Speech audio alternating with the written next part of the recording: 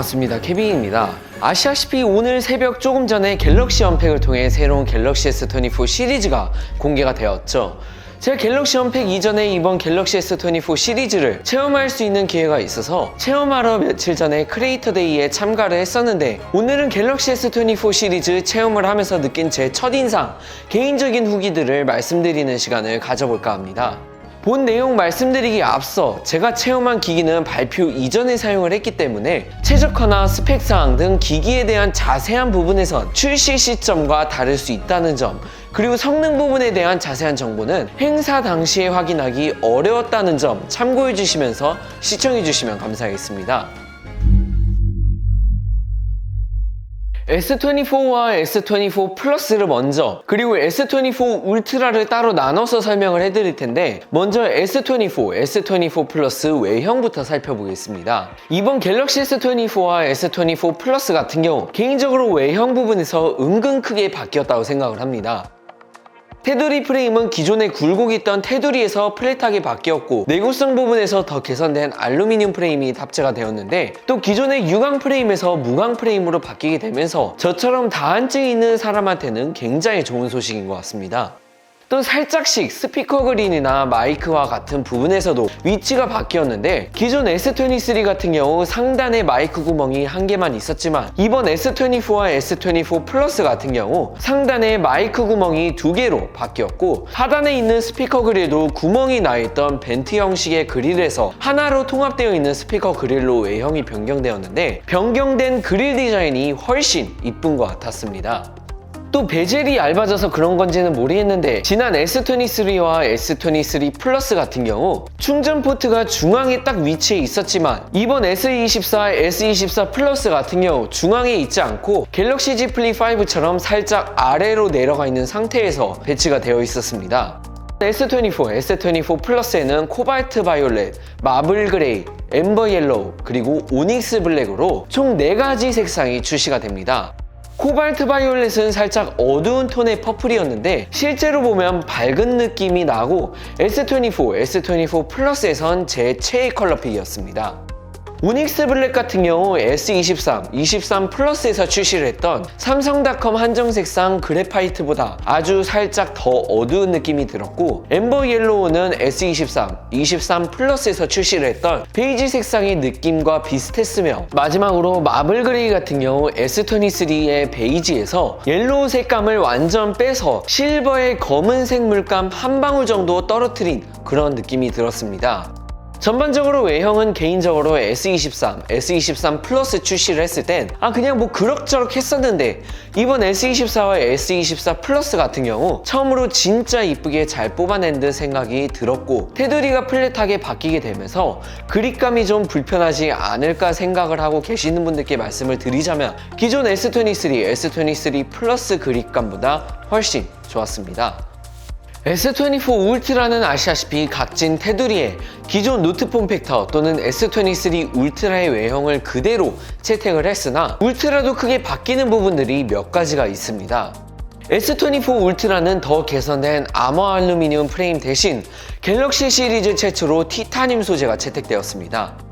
바디도 전반적으로 두께가 소폭 얇아지게 되면서 두꺼운 벽돌 느낌 같은 것도 어느 정도 없어진 편이었고, 기존 엣지 디스플레이에서 플랫 디스플레이로 바뀌게 되면서 S펜 활용할 때 엣지 디스플레이로 인한 불편함과 같은 부분에서는 걱정을 안 하셔도 될 것 같습니다. S24와 S24 플러스처럼 스피커 그릴의 디자인이 변경이 되었고, 전작과 비교했을 때 후면에도 있었던 엣지 굴곡이 없어지게 되면서 전반적으로 플랫한 느낌이 있습니다. 대신 두께가 얇아지게 되면서 렌즈의 두께 같은 경우 S23 울트라보다 살짝 더 두꺼워졌습니다. S24 울트라는 24, 24 플러스 색상 라인업이 그대로 유지가 되긴 하지만 티타늄 프레임과 잘 조합하기 위해 색상 톤이 달라졌습니다. 티타늄 그레이, 티타늄 바이올렛, 티타늄 옐로우, 그리고 티타늄 블랙이 출시가 되며, 티타늄 바이올렛은 일반 코발트 바이올렛에 비해 많이 어두운 편이었고, 티타늄 옐로우는 엠버 옐로우에서 노란색 물감을 몇 방울 더 떨어뜨린 느낌. 티타늄 블랙은 S24의 오닉스 블랙보다 살짝 더 어두운 편이었는데 티타늄 그레이는 S24의 마블 그레이와는 전혀 다른 느낌으로 골드빛이 돌면서 마블 그레이보다 살짝 어두운 편이었습니다. S24 울트라에서 제 최애 컬러는 티타늄 블랙 또는 티타늄 그레이가 될 것 같고 실제로 사전 예약 때도 티타늄 그레이 색상을 구매할 듯 싶습니다. 방금 전에 말씀드린 대로 플랫 디스플레이로 바뀌고 테두리 부분만 적당히 곡률이 있어서 손으로 잡는데 굉장히 편한 그립감을 가지고 있었는데요. 또 많은 분들이 궁금해하실 부분이 바로 무게가 될 것 같은데 무게는 S23 울트라에 비해 1g 정도 가볍고 이게 무게 분배가 S23 울트라보다 더 잘 되어 있어서 손으로 실제로 들어봤을 땐 S24 울트라가 뭔가 가볍다는 느낌을 더 많이 받더라고요. 디스플레이 부분에서도 개선이 되면서 S24 시리즈 세 모델 모두 2600니트 밝기까지 지원하는 디스플레이가 탑재가 되었는데 밝기 부분에선 주변 환경이 밝다 보니 막 그렇게 엄청 밝아졌다라고 체감하기는 어려웠으나 대신 눈에 딱 스크린밖에 들어오지 않을 정도로 베젤이 굉장히 얇아졌다고 느껴서 시안성 부분에서는 전혀 문제가 없었습니다. S24 울트라 같은 경우 전면 디스플레이에 저반사 코팅이 적용되면서 전작인 S23 울트라와 비교했을 때 확실히 반사가 덜 되는 느낌이었습니다.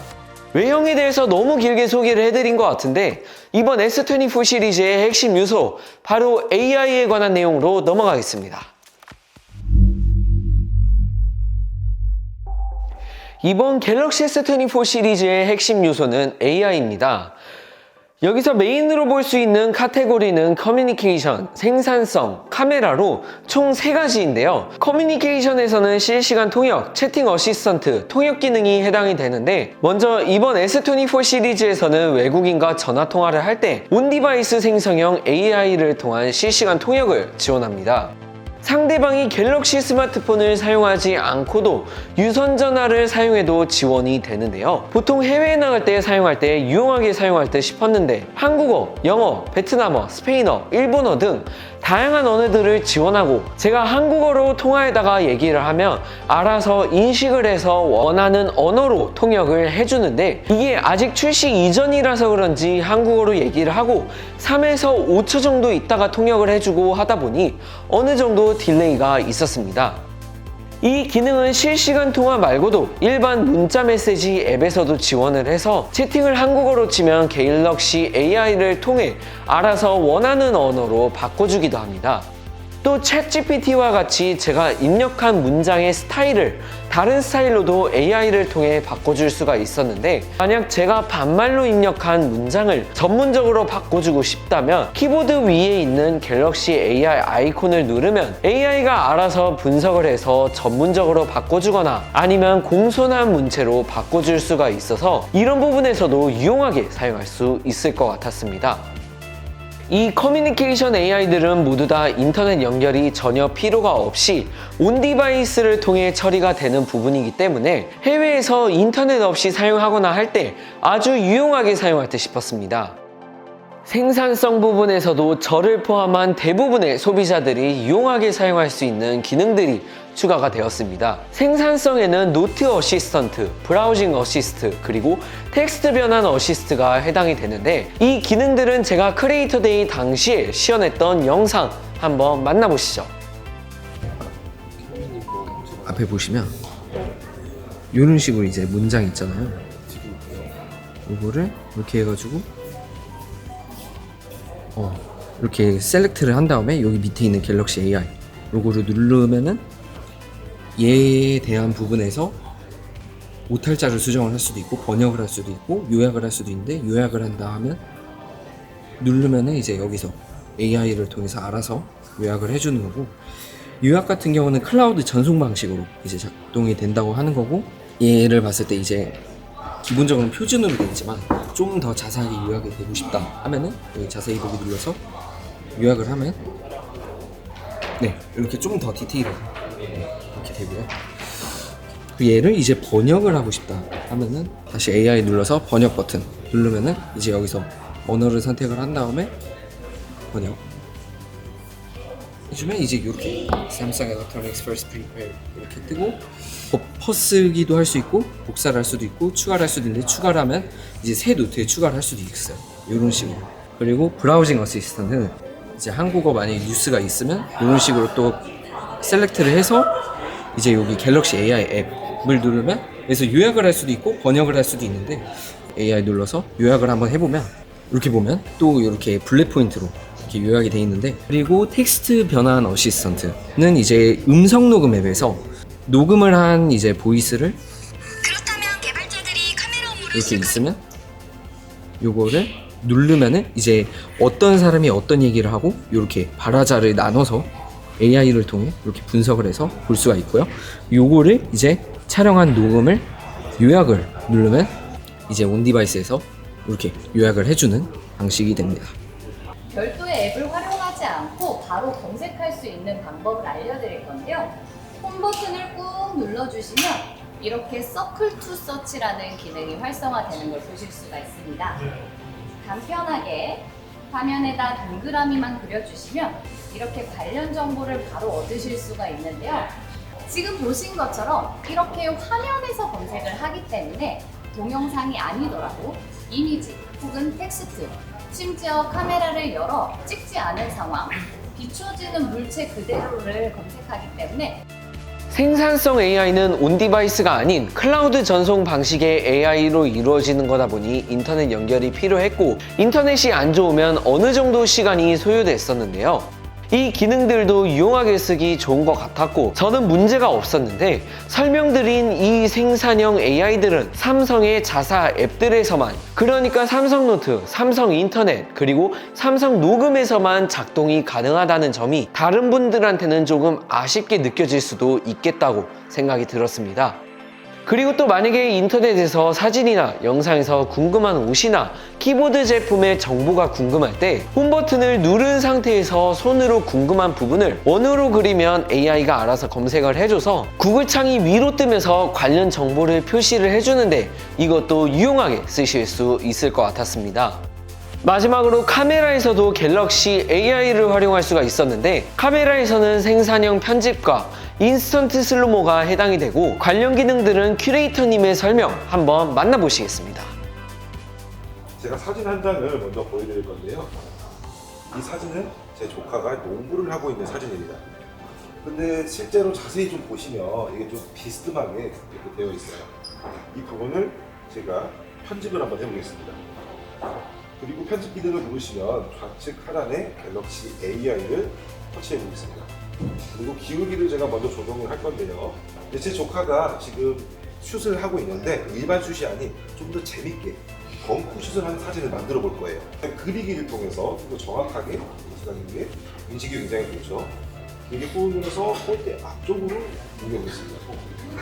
그러면 제 조카가 덩크 슛을 하는 사진을 만들 수가 있어요. 농구공과 인물이 있던 자리는 인피니트이어서 자연스럽게 채워줍니다. 자, 이거는 수정된 사진이고 원본 사진 남길게요. 원본 사진이랑 수정된 사진을 비교했을 경우에 농구공과 조카 값이 올라갔죠. 이번에는 제 조카가 야구를 하고 있는 영상이에요. 스윙하는 자세를 좀 천천히 보고 싶다 하셨을 경우에 아까랑 똑같습니다. 이렇게 슬로우모션 영상도 전환되고 손을 빼면 이렇게 빠르게 전환되죠. AI 기능 중에서 특히 생성형 편집 같은 경우 이번에 어도비 포토샵 CC 2024에서 생성형 AI를 통해 편집을 할 수 있는 것처럼 포토샵이 이번 갤럭시 S24 시리즈에 들어간 듯한 느낌이 들 정도로 굉장히 유용할 거라고 생각을 합니다. 여기서 솔직히 성능에 관한 부분을 언급을 하지 않으면 좀 아쉽겠죠. 성능 부분 그래도 간단하게 한번 원유아 6.1과 함께 한번 다뤄보겠습니다.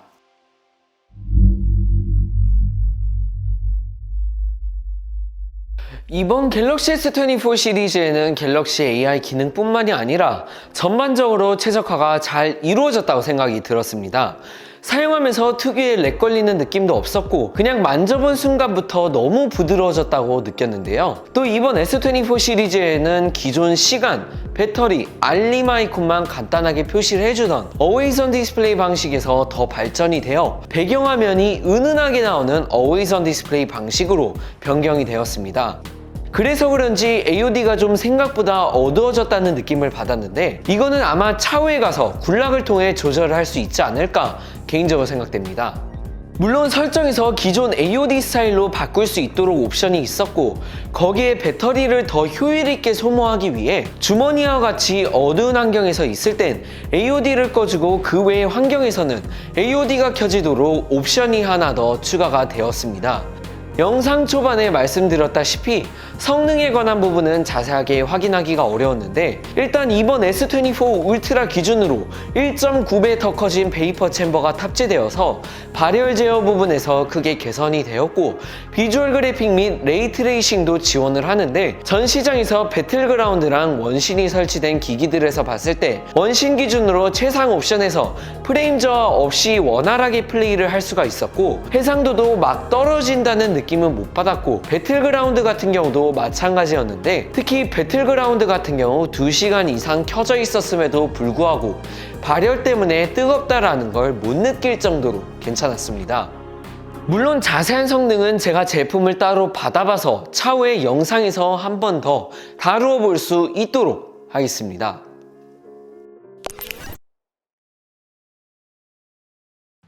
이번 갤럭시 S24 시리즈를 S23 시리즈와 함께 두고 봤을 때 생각 의외로 많이 바뀌었고 솔직히 행사에서 큐레이터 분들이 AI 기능을 소개할 때 와 소리가 절로 나올 정도로 신기하고 나중에 가서 꽤 유용하게 쓸 수 있을 것 같다고 생각을 했습니다. 디스플레이도 스펙상으로 밝아지고 상하단 양옆 베젤 균일하면서 얇아지고 울트라는 티타늄 프레임에 저반사 코팅까지 이제 최종 완성형 갤럭시 S 시리즈가 되지 않았나 싶은데요. 제가 개인적으로 4년 넘게 대화면과 폴더블 폼팩터를 고집할 정도로 갤럭시 Z 폴드2부터 Z 폴드5까지 메인폰으로 사용을 했었고 S 시리즈가 나오면 잠깐 사용을 하다가 서브폰으로 전환하거나 했었는데 이번 S24 시리즈 같은 경우 직접 구매해서 메인폰으로 계속해서 써보고 싶은 마음이 들 정도로 첫인상은 아주 좋았습니다. 물론 제가 언팩 이후에 제품을 받아서 사용을 해보고 조금 더 자세하게 전해드릴 수 있도록 하겠습니다. 오늘 영상은 여기까지 전해드리도록 하겠습니다. 감사합니다.